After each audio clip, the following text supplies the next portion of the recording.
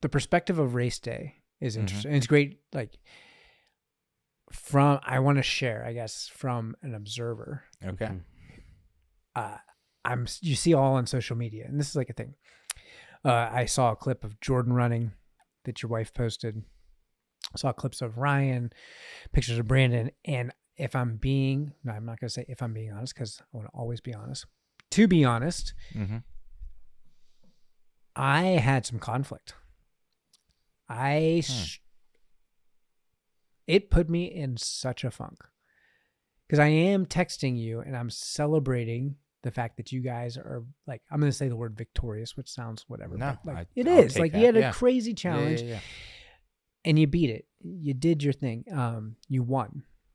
And I was sitting at my house watching it and I was like going into a funk and like feeling like,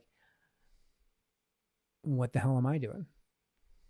This like overwhelming sense of like mediocrity came in.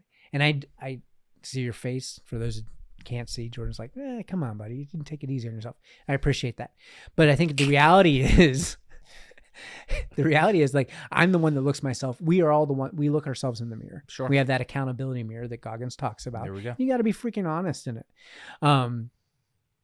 And I felt like I had this choice where I was like leaning towards seeing your victory, your success was putting me into a spot where I was like feeling defeated. Like, and like I wasn't pushing myself hard enough, wasn't actually living up to the standard that I wanted because of all X, Y, Z circumstances, all excuses that I make for myself. And so I was thinking about this yesterday and I'm like, why am I letting their success put me in this funk where I feel crappy about myself? And I remembered that like a victorious person, like, is going to have, like, watching that will have two things, I guess. I'll respond to that. It's like, I can either feel like defeated or less than or bad about myself, like a victim, or you're going to be inspired by it. And that's my choice to make. Sure. And how I'm going to respond to this. And I was like looking at it, it's not up to Jordan.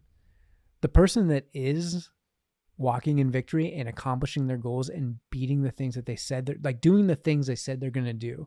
Like, it's not your responsibility to dictate how I respond to that. But I have to choose now, seeing my friends do this incredibly challenging thing. Like, how is that? Am I going to be like, oh, I'm not enough? I didn't like, you suck.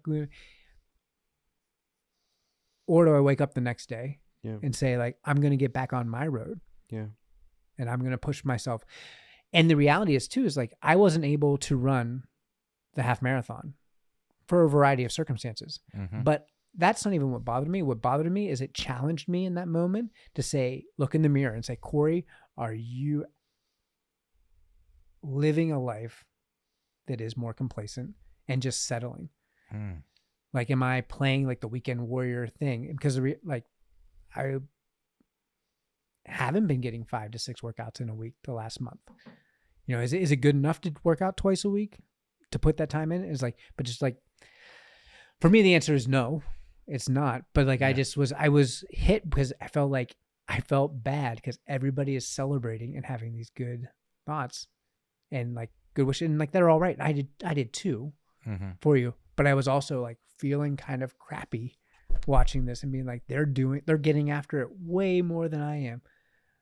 I have to text all my friends and be like, that's amazing. I'm so proud of you. And it's like, but I'm not proud of myself.